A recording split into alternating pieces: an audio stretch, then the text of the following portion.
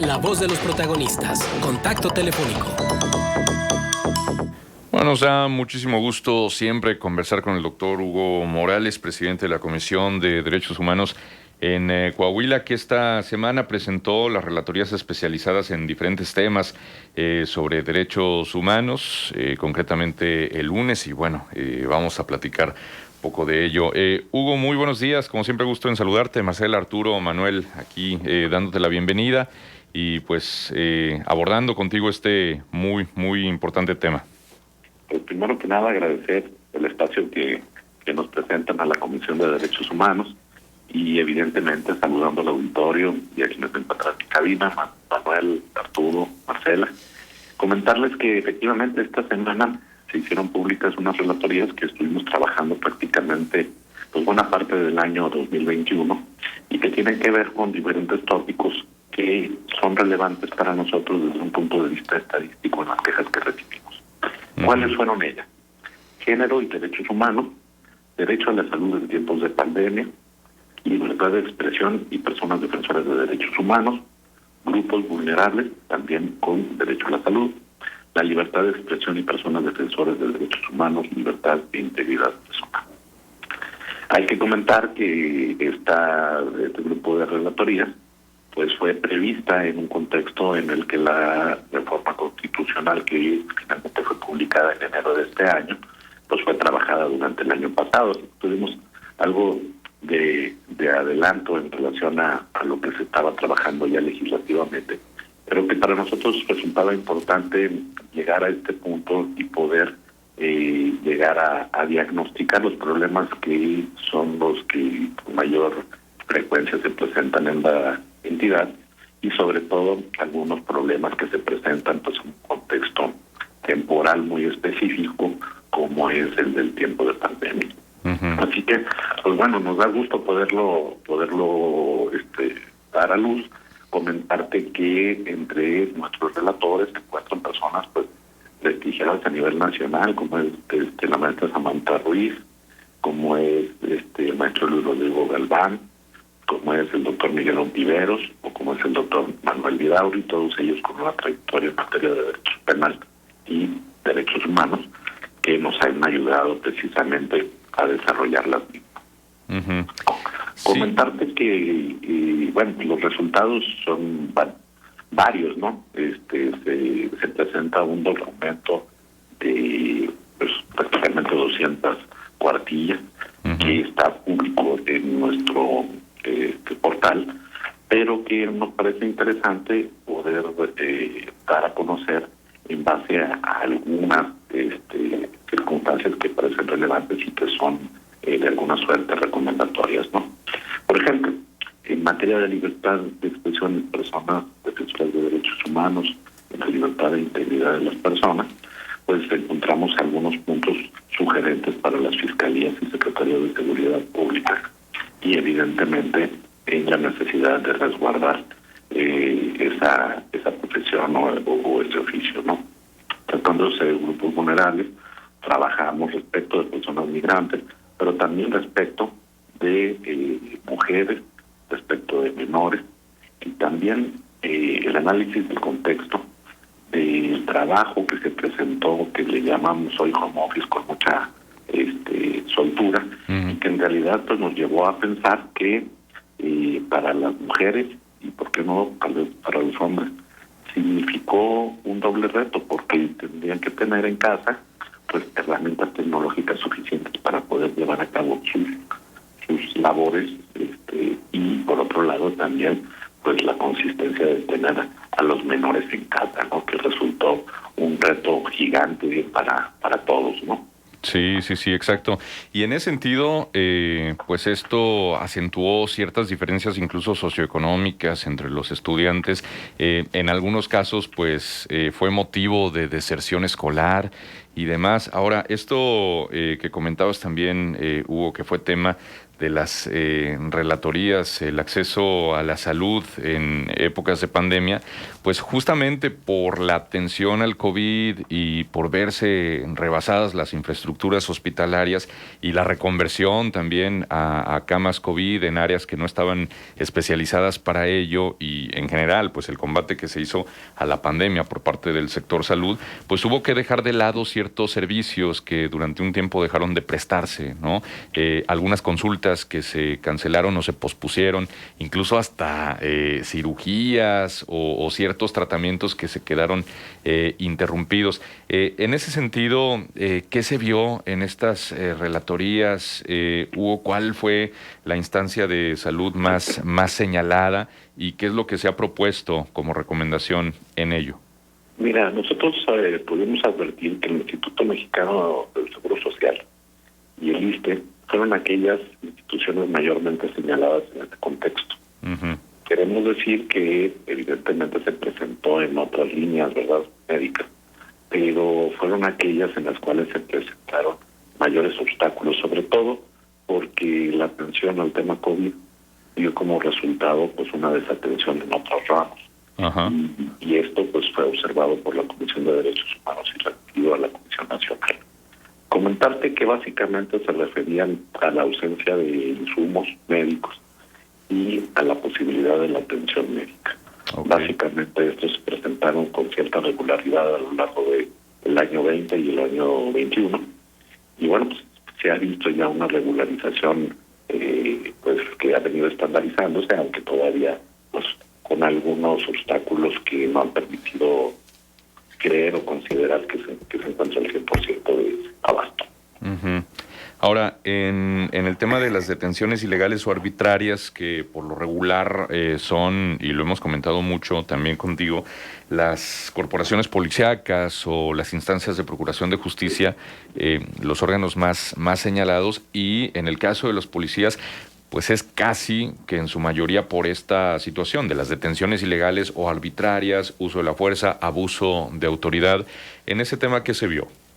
Bueno, mira, resulta importante lo que mencionas, pero también resulta importante decir que al margen de que la Secretaría de Seguridad Pública del Estado, la Fiscalía General del Estado, pues son aquellas que son señaladas mayormente o en la conciencia social, lo cierto es también que las policías municipales tienen pues un porcentaje en esa incidencia relevante. Ajá. Y ocupan de hecho el segundo lugar las policías municipales como aquellas autoridades mayormente señaladas. Entonces, pues digamos que un lugar preponderante, ¿no?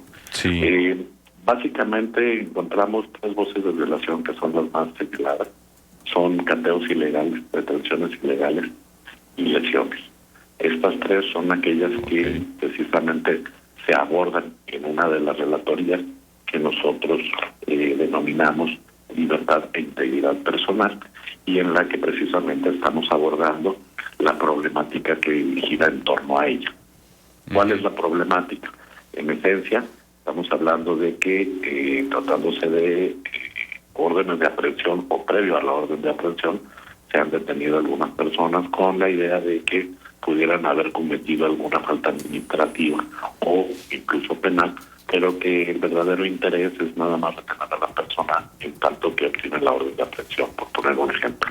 Uh-huh. Tratando de la Secretaría de Seguridad Pública, me trata más bien de lesiones. Recordemos que hay unas regiones del Estado que se encuentran en una condición pues de seguridad diferente a la que podríamos establecer en la Laguna o en la región sureste. Y en esos lugares precisamente es en donde se han presentado mayormente señalamientos en cuanto a lesiones.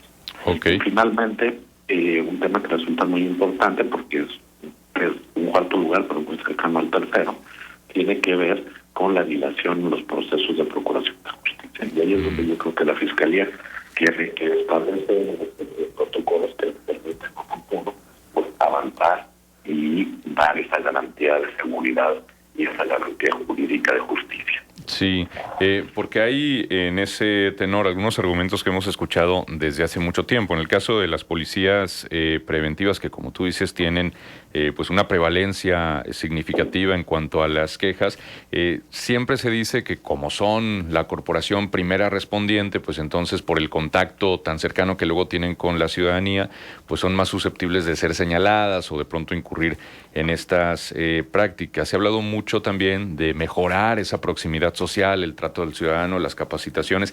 ¿Efectivamente se ha mejorado o se ha avanzado en los últimos años en eso, Hugo? Sí, sí se ha avanzado. Mira, la Convención de Derechos Humanos ha procurado tener tres pilares sobre los que estamos trabajando. El primero de ellos tiene que ver con consolidar al justiciable y los derechos del mismo, ¿no? Esta es una parte que tú sabes, pues, es la más tradicional de la Comisión y de las comisiones de derechos humanos, y evidentemente tenemos que seguir trabajando en ello. Pero dos temas que son fundamentales a mi juicio son el acompañamiento a las víctimas y, en un segundo lugar, el acompañamiento institucional para las corporaciones. Okay. No podemos ser nada más un brazo correctivo, no podemos ser el dedo que señala lo que está mal. Creo que tenemos que ser también pues coherentes con esta nueva postura y acompañar a las instituciones en sus procesos de capacitación y en los procesos de implementación de protocolos. Claro. Y eso es lo que puede dar lugar a, no sé si a una disminución, pero por lo menos se ha venido consolidando un número de quejas en los últimos 2 años y medio. Es decir, no ha habido un incremento estadístico, y en cambio se han venido sosteniendo. Yo estimo que buena parte de esos resultados pues vienen siendo aquella cifra negra en la cual pues se está reflejando precisamente ese proceso de capacitación. Hugo, buenos días. ¿Cómo estás? Oye, Hugo, déjame preguntarte algo, porque ayer nos ocupamos del tema y el tema tiene que ver con esta lista de agresores, ejecutores de violencia contra las mujeres. ¿Hay en ella alguna violación a los derechos humanos? Mira, es una pregunta muy interesante.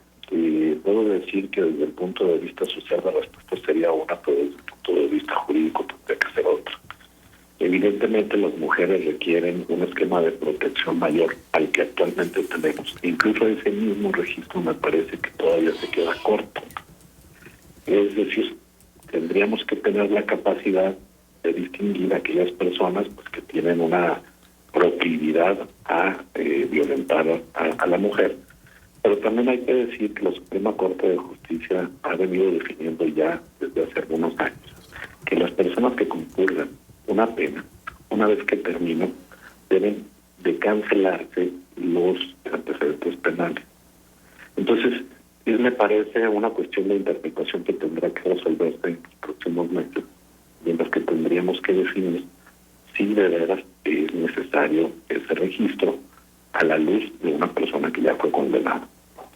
Más allá de ello, me parece que tendríamos que ser, eso sí, muy claros en determinar, en decir, en sostener que la violencia hacia las mujeres pues tiene que ser condenada en todo caso y que tiene que ser justiciable. Aún así, quedan algunos elementos jurídicos como este para poder discutir y en todo caso argumentar. Ajá. Por parte de la comisión estamos haciendo una evaluación de los mismos, pero, insisto, creo que el problema de fondo no es publicitar el nombre de personas que han cometido algún delito o algún acto de violencia, sino trabajar en un aspecto preventivo que me parece en el largo plazo podría dar mejores resultados. Recordemos que el 65% de los ataques a las mujeres se dan por el primer círculo de la persona afectada, es decir, no se da por una persona que desconoce a la víctima. Y en ese contexto, pues es obvio que el trabajo en casa queda pues un poquito pues corto en ese contexto y en medida de que estamos ahora y en el desarrollo que tendríamos que tener. Oye, Hugo, pero entonces también está otra lista de deudores de pensiones alimenticias que se hará. ¿También se rige bajo esta misma circunstancia? Fíjate que ahí la veo yo diferente. Te explico por qué. Porque mientras la persona no regularice esta situación, pues evidentemente mantiene su condición de incumplimiento. Es como el buró de crédito o como una instancia que puede dar a conocer la capacidad económica de una persona. Y en este contexto yo lo veo diferente. Ajá, pero déjame volver al tema de la lista de quienes ejercen violencia contra las mujeres. Digo, en Estados Unidos estas listas son comunes, porque además la posibilidad de reincidencia, sobre todo en lo que tiene que ver con delitos sexuales, es muy alta. Entonces, ¿no te parece a ti que sería una manera de contener? Mira, no estoy seguro si sea una manera de contener, porque el hecho de la publicidad de esa información pues no garantiza que la persona no sea reincidente. Eso sí puede generar un aspecto de defensa hacia la sociedad. Eso sí pudiera llegar a presentarse, y yo creo que la discusión tendrá que girar en torno a eso y no en todo a la capacidad de reincidencia de estas personas. Ajá. Oye, Hugo, y un caso que nos están exponiendo ahora mismo, que no es el único, ¿hay alguna violación a los derechos humanos de un niño que no se corta el cabello a determinada altura o de determinada forma y le niegan el acceso a su escuela? Mira, con gusto le podemos recibir la queja en la Comisión de Derechos Humanos. Tengo que decirte que una de las políticas de la Secretaría de Seguridad Pública, de la Secretaría de Educación Pública, ha sido precisamente tolerar y reconocer la autonomía de los menores para poder garantizar su libre expresión y su libre autonomía. Entonces, en este contexto, pues un joven que tenga el cabello largo o una chica que lo traiga corto no tendría que ser de ninguna manera sancionado, como también ha quedado claro que si alguna persona que se considera de sexo masculino usa una falda en la escuela, pues tendría que ser igualmente aceptado como una chica que usa un pantalón. Hugo Morales, te saludo con mucho gusto. Buenos días. Arturo, gusto en saludarte. Ahora que hablamos de las escuelas, no podemos dejar de mencionar lo que ha venido ocurriendo en algunos centros educativos de La Laguna, de Torreón, donde ha habido ahí algunas amenazas, y esto ha motivado a las autoridades de algunas escuelas, principalmente el CETIS 59, que están aplicando ya el operativo Mochila. Y como sabemos, este operativo siempre genera polémica, controversia entre quienes están a favor y quienes están en contra. La gran pregunta, y desde la perspectiva de los derechos humanos, ¿es pertinente este tipo de medidas ante las posibles o ante las amenazas que han surgido? Mira, es muy interesante este tema, porque precisamente a raíz de algunos hechos que se presentaron en el año 2018, recordaron ustedes, se avivó en La Laguna esta discusión. Yo creo que lo importante es que existan estos protocolos para la revisión de las mochilas. ¿Esto qué quiere decir? Que se tiene que realizar con una perspectiva de género y de niñez. ¿A qué me refiero? Que las personas que están teniendo acceso a los bolsos, a las mochilas de las jóvenes, o sean personas con sexo femenino que tengan esta perspectiva de capacitación para poder verificar ello, ¿no? Los protocolos sí existen y estos protocolos son permitidos internacionalmente. Entonces no podríamos hablar negativamente de ellos. Podríamos hablar negativamente de su aplicación si no se llevan de acuerdo a lo que mandatan los estándares internacionales. Pero estos protocolos existen precisamente para garantizar la seguridad de los menores. Muy bien. Hugo, pues muy interesante lo que nos compartes. Gracias por esta conversación.